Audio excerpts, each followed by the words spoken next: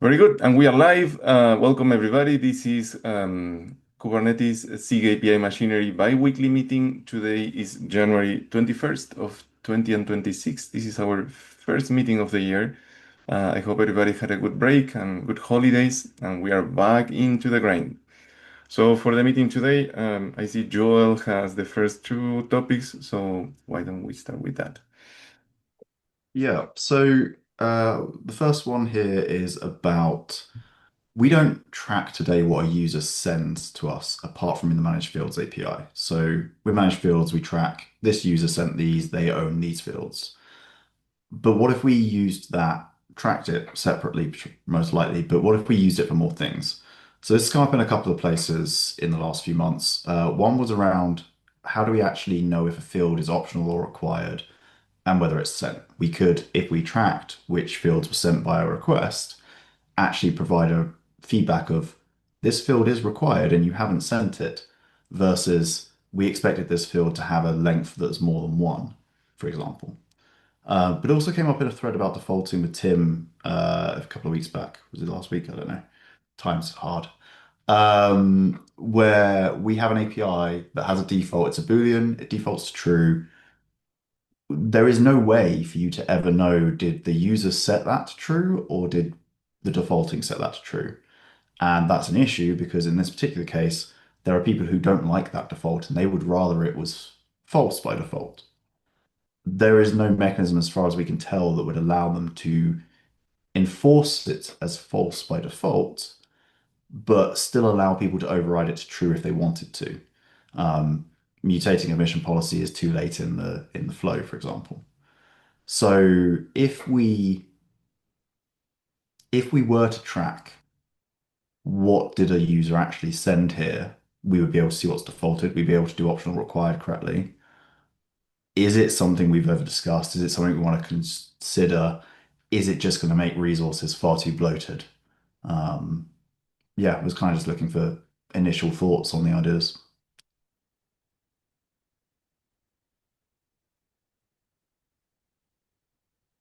So I haven't really thought about this one specifically too much.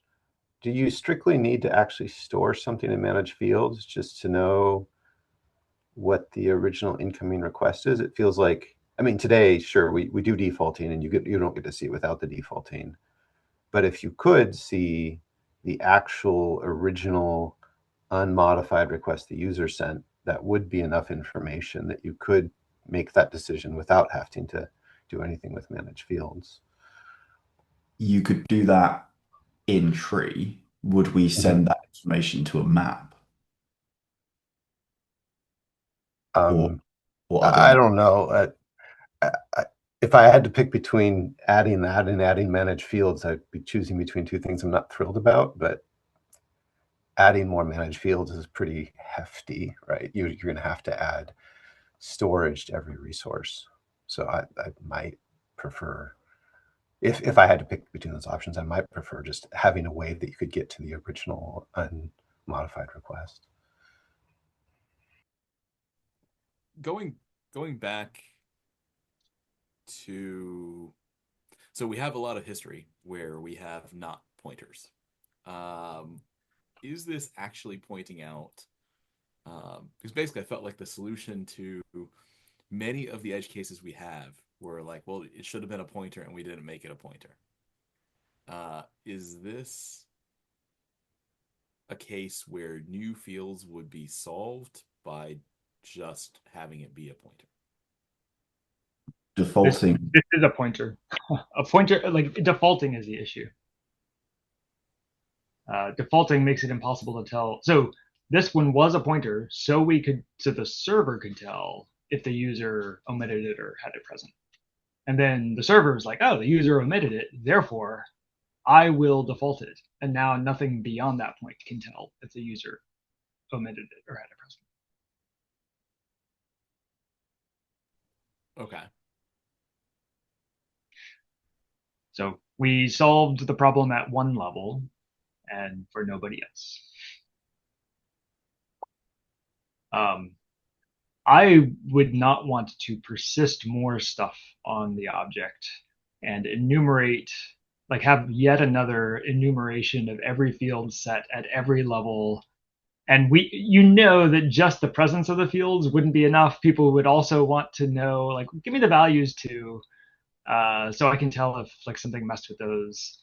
I want, I've got an admission plugin that's tweaking resource values, but I want to know what the user meant. So tell me also the resource values they asked for, or something crazy. I don't want to persist all that in etcd for sure. Would making it accessible just for the lifespan of the request, like before we apply defaulting, before we apply maybe even conversion, like I think it has to be before conversion. We grab exactly what the user gave us before we do anything, and it's like this advisory optional thing. Maybe I don't know what you do for patches. That gets really weird, because what the user sends for a patch isn't like an object necessarily. It might be like an array of JSON patch directives. I yeah. Would you have to assume that it was like the existing object plus what they've sent? I mean, the idea of like having the request flowing through better, I mean, that solved the issue. It was one of the options we talked about when we were talking about Yeah. options required and like solving that issue. So I guess like, after we apply a patch, we have a blob of JSON, which we then decode and default and convert.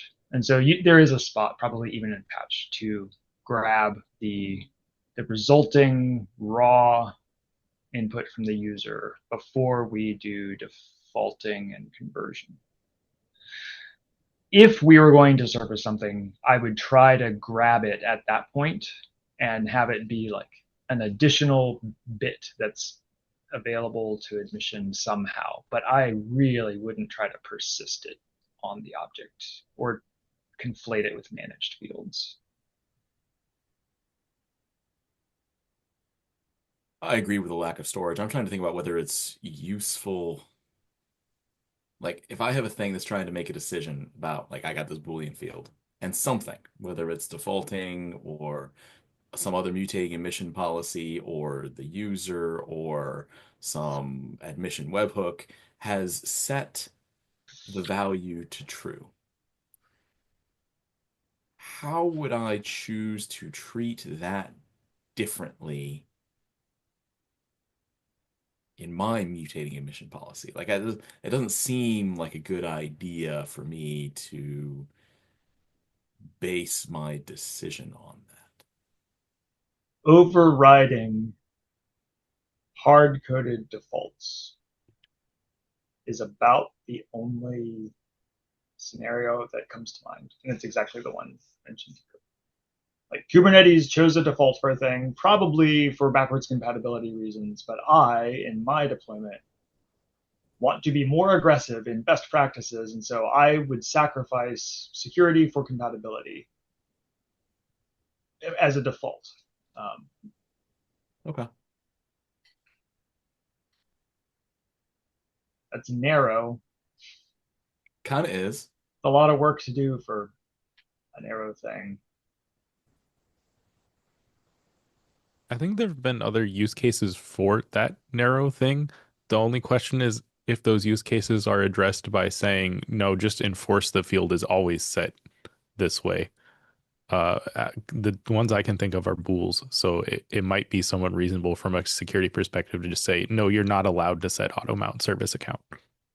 And then if that's good enough, then you don't need this.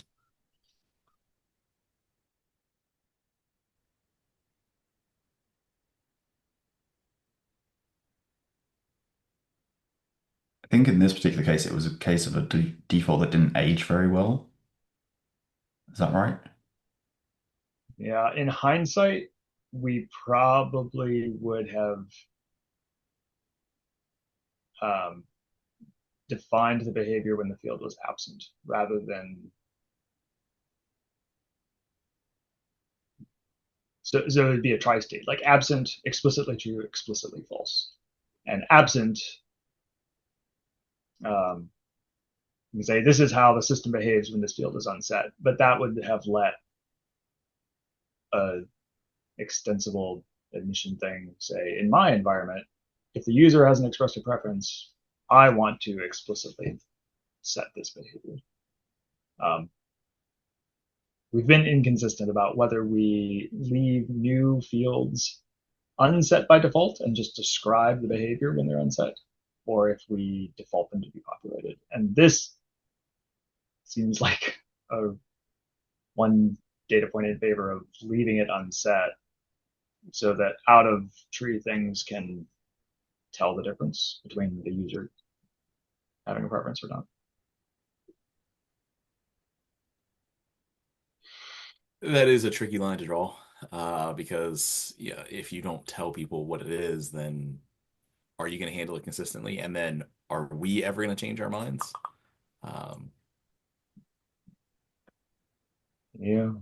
There's consequences either way.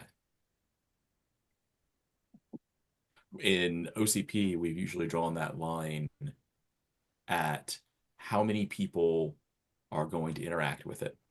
And are we actually willing to change what this does? And that was drawn up at the boundary of if it's a cluster admin only field, so it's configuration only, we got one user in a cluster, we're probably willing to store their no opinion. And we have changed it over time. I won't say that has not been consequence free. It has had benefits, right? It means that, as security things improve, so does the platform. But the fan out, when you have something like in every namespace that you expect more than a cluster admin to set, or even things that exist at a cluster scope and have more than a cluster admin setting, leaving them empty and just saying we're going to do a thing, I don't think is aged as well.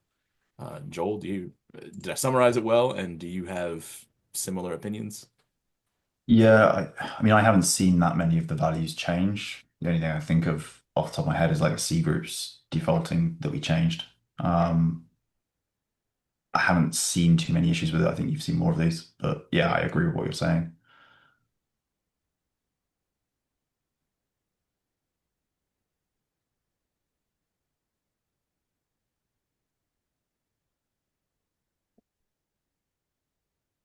Okay, so I'm kind of getting, if we were to go down this route, it would be some extra information we could pass through, but we don't see that many use cases, so we probably want to find more use cases before we went into actually implementing something like this.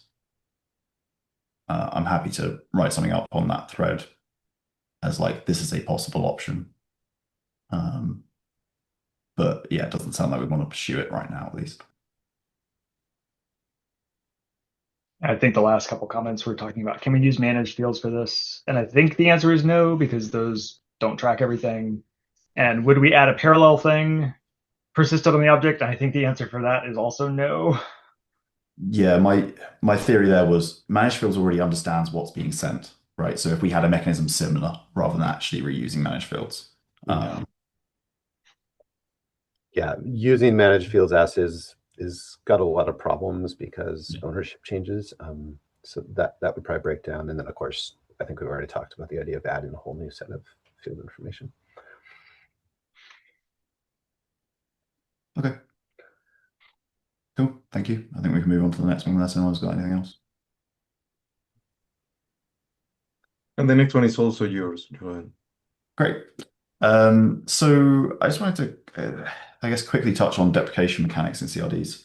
So I see three different things. I want to deprecate an entire resource. I want to deprecate a specific version. We're also seeing cases of I want to deprecate a specific field within a resource. Version is easy as a deprecated field, and you get a warning. If you want to deprecate the entire resource, I assume that I haven't tried it. You can set deprecated on all of the versions, and you effectively get the same behavior as this is completely done. But we have no deprecation on the field level. Now, yes, you could do that with a VAP, but we've seen a request come through to control a runtime that got forwarded to KK. It's come up in CAPI as well. Even if we create a VAP as a project within CAPI to say this is like a field level deprecation, there's nothing to say that the person deploying CAPI is actually deploying that VAP. So they may never get the warnings, which kind of led me to, well, maybe this should be a first class thing within CRDs at the field level. So adding something to JSON schema props for deprecated and deprecated warning, similar to what's at the version level. Has this been discussed that we know about?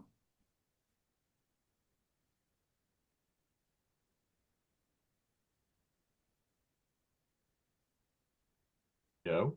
I don't remember any formal discussions about it. I know it's been thought about briefly by a couple people, but I don't think it's ever gotten to the point where it was written down. It seems useful both to have deprecation and just generally the ability to have a warning that's just intrinsically part of the CRD. I know you can kind of tack it on with that, but that's a lot more indirect. Yeah, I think this is going to hit us. So if people are kind of open to it, I might kind of pursue this a bit further and see where it leads to. Because I think this would be useful for us and a few of the projects I'm working on. Yeah, I haven't gone and looked to see if OpenAPI had anything about deprecations. It It does. Yeah, I'm not surprised. I mean, it has a couple things, but they're like at the endpoint level, resource level, which is similar to what you can do with versions. If there's this seems pretty niche to me. If there's a way to emit a warning when a particular field in a particular type is set with VAP, I would probably just lean on that and bundle the VAP with the CRD. And if they don't install it, like there's no functional difference. It's like a nice to have FYI kind of thing anyway. I would honestly just lean on that. But Just brainstorming, what do you think about the idea of having it so CRD validation rules could also emit a warning? I have thought about wanting that before. I've seen cases where we would like this would be really useful as a warning, and then we have to go and implement a VAP to do so. because severity, like we have all the context, we're going to do the thing, but instead of failing, we're going to warn. Mm-hmm. And in the next release, this is going to turn from a warning to an error, and you'll get ratcheting behavior, and all of that'll be nice, but maybe.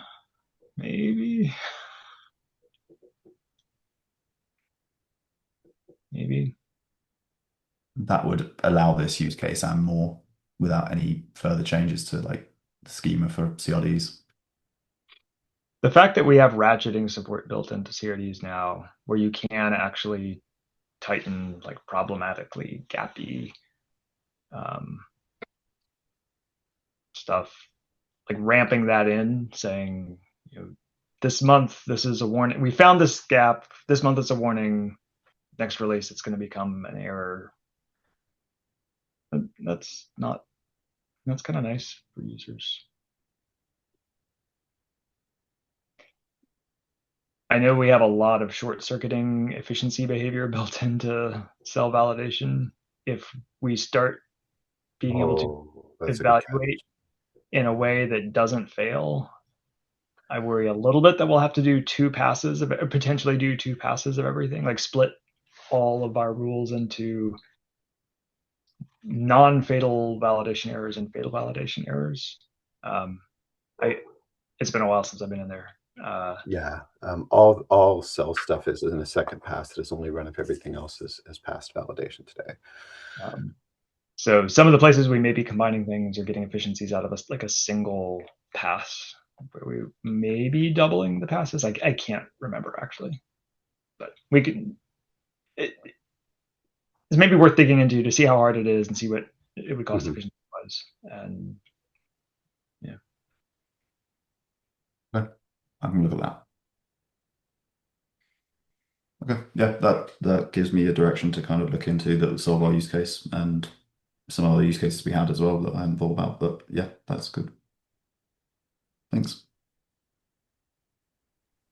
All right. Thank you, Joan, and thank you for all the feedback. Next one is Ben. Hey, folks. Also, I'm not sure if Anish is in the call. Yes. Previously, there was a proposal from Jordan and Joe about doing manifest-based admission control config.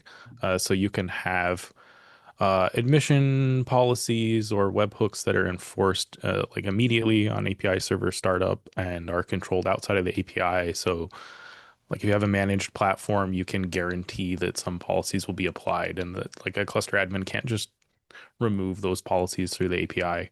And so kind of two use cases, the closing the gap on how do I make sure this policy gets installed when the cluster is brought up, and what if I have some policies that I want to enforce are always applied. We've taken this and turned it into a more fleshed out KEP. We've been iterating back and forth, and I put up the actual proposal this morning, hoping for feedback from folks.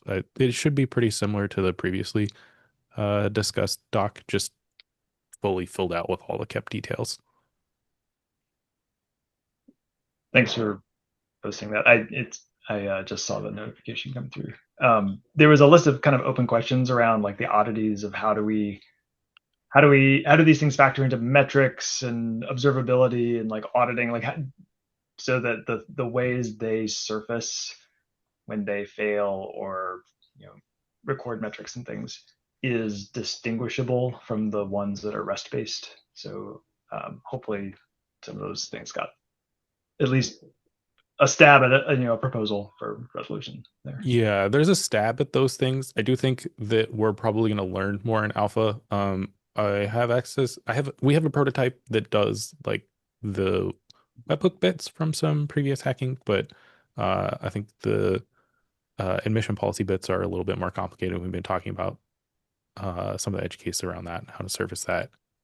For example, we're considering that in alpha we might punt for the initial implementation dynamic reload versus just reading on startup, because there's some questions to resolve about like if one part of if the mutating admission policy versus the binding is updated, making sure that like how do you handle validation and what should happen if like one file gets written before the other or something like that. And at least for the use cases we know about, while reloading as it goes kind of makes sense to match static pods, since this is essentially static pods but for admission policy. I don't know that it's super critical, those use cases, and we'll probably get a better idea as people like try out the alpha. I I think we want to structure even the alpha in such a way that we pull in everything from the file, validate it's all coherent and correct together, and then atomically make it active. So if we're That's moving into like races between this and some other thing, right. to me, So I feel find that the punt, wiring. potentially punting dynamic reload solves that problem. Like if you really want to update this, just restart API server. But we wanted to leave some room for the possibility of working out that as it matures. I don't want to try to retrofit again. So I went through the life of retrofitting the dynamic reload on Mhm. many other pieces. And while that was a popular decision, it was difficult, in part because it was a running feature.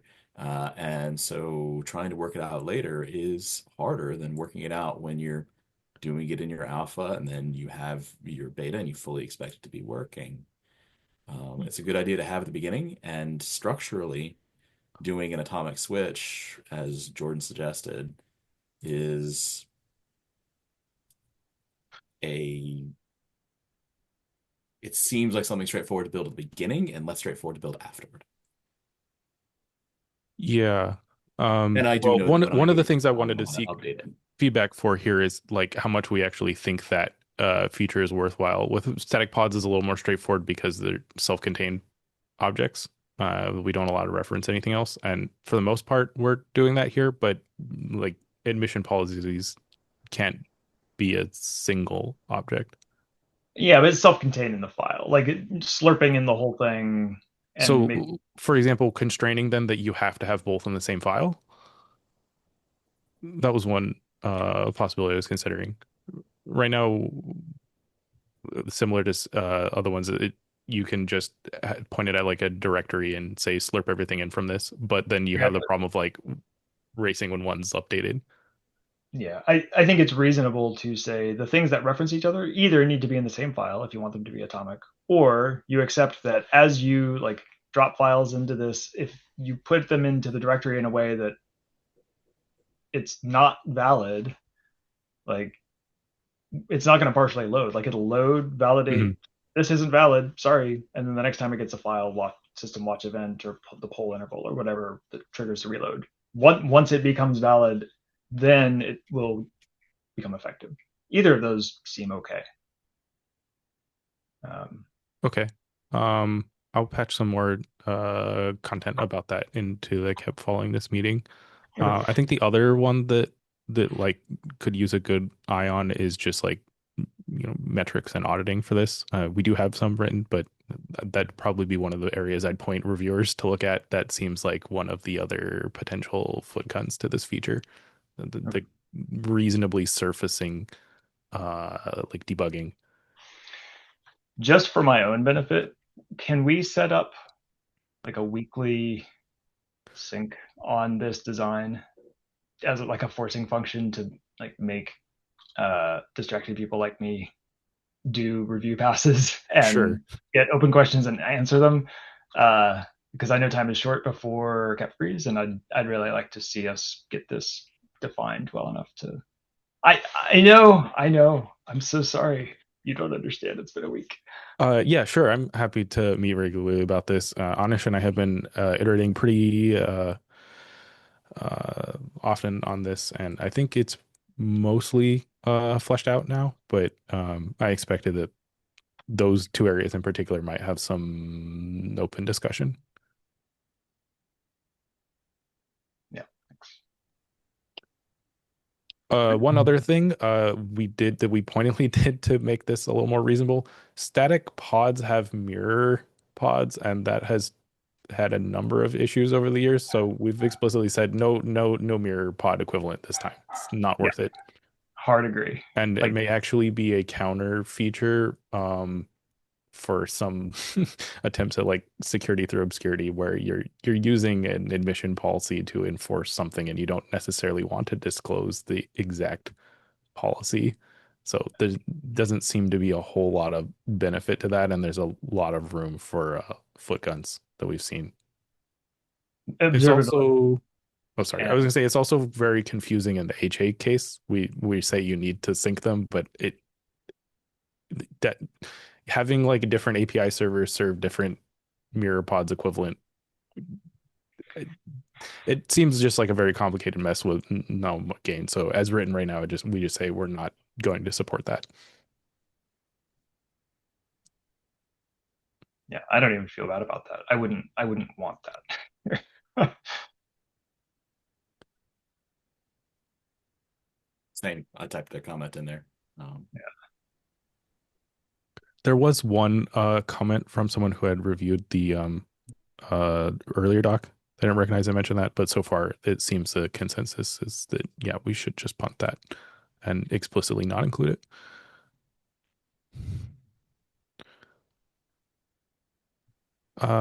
Okay, well, I will take a pass over the dynamic reloading section in a moment here and follow up Jordan for how you want to schedule a recurring review. Thank you. Very good. Thank you both. Also, I don't know if folks saw in the chat. Anish is here, but recovering from a cold and has been very much active in authoring this and designing and plan to collaborate implementing. So thanks, Anish. Thank you, Anish. Thank you, Ben. I think Bryce, you're next. Yeah. So I was looking into an issue that we had some folks report regarding loopback certificate expiration and it causing them to have to manually restart Kube API server. I know that there was a change that bumped the expiration from 1 year to 3 years. That effectively made it so you don't have to restart the Kube API server you're if you're regularly updating to supported releases of the Kube API server. Um, kind of wanted to. I saw that there in the PR here there was the idea floated of making a liveness probe fail if the loopback certificate is expired.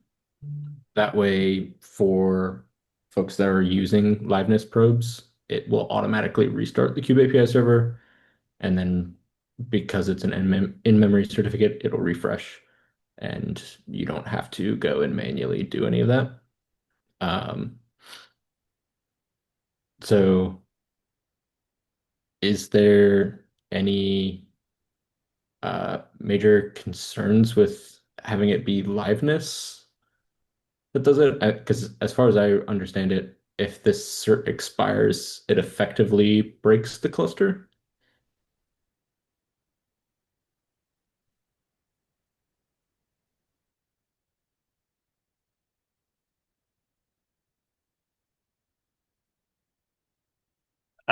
I think David suggested, how about if we just exit at the certificate expiration, which I guess is 3 years now instead of 1 year.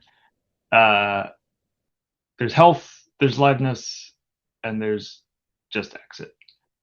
At a 3 year interval, like any of those seem reasonable. Exiting is simpler, but also way less controlled.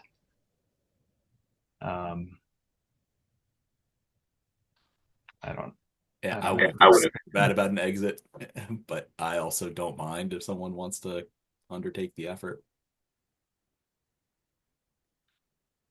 Okay. Yeah, if folks are open to adding that, I can take a look at that.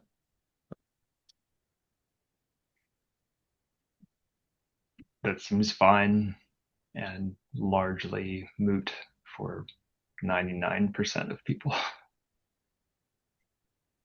Yeah, we on OpenShift have had some people be like, "Hey, loopback certificate expired and my cluster broke," and I had to go manually refresh it, and they didn't like that. So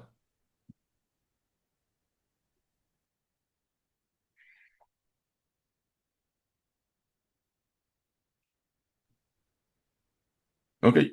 Sounds like you got what you needed, Bryce, to move forward. yeah, Okay. would making just an issue in a pull request be fine? I assume this doesn't rise to the level of like a cap or anything. That seems fine. I expect it to be like a closure with a timestamp that returns false after now is past that timestamp.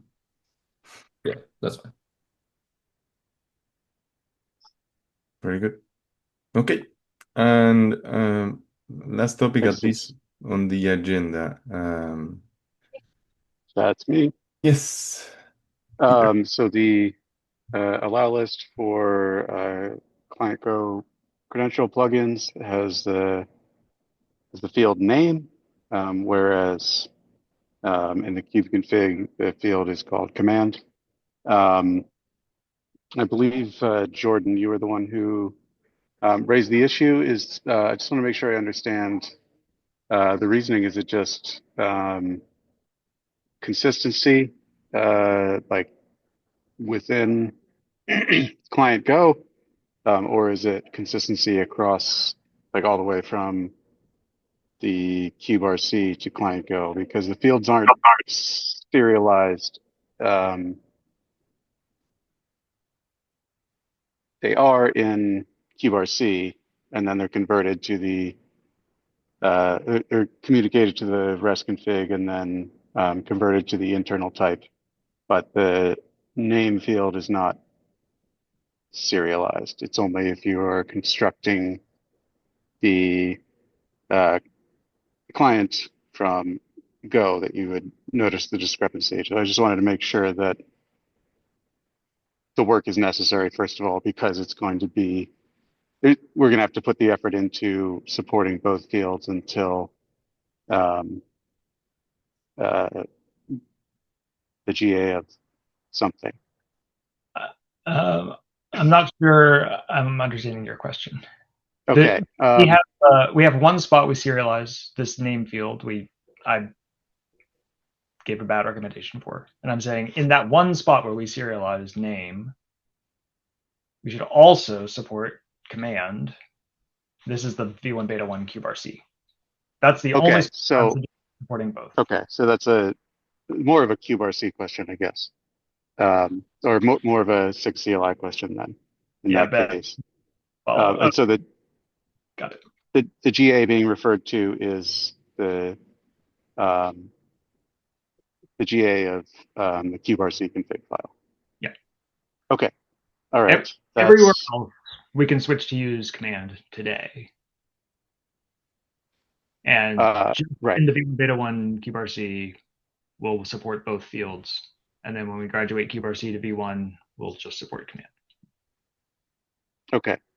Sounds good. And then unbeknownst to me, someone already picked this up and submitted a PR. So yeah, even more moot than before. But I will, yeah, I can review that PR as well. And if they don't respond to your comments in a timely manner, I will submit my own. All right. That's all. Nothing else from me. Okay, I was checking the chat, but everything seems to be fine. So I'm transcribing this meeting and I will try to summarize after the fact, add to the notes. And that's the end of our agenda. Unless anybody wants to bring up something else, since we are all here, we can call it a day. Nope, all good? Okay. Well, it's great to see all of you again in this 2026, and I hope to see you soon. Have a great rest of your day and talk soon. I will upload the recording later. Thank you. Thanks.